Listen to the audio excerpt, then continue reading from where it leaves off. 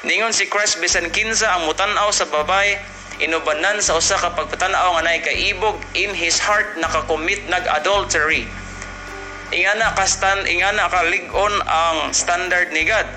Wala pa gani gibuhat ang actual adulterous action, but just in our heart when we look at a girl, when we look at a woman, ang atong thoughts nagtuyok-tuyok na siya diha, and therefore according to the standard of the law or God, nabuhat na nato ang adultery. So the law is given in order to convince us that we are sinners and in order to humble us down.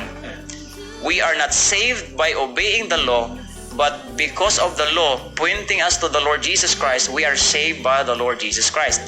Maigsuon ningon ang balang kasulatan sa John 3:16, for God so loved the world that He gave His only begotten Son, that whosoever believeth in Him should not perish but have everlasting life.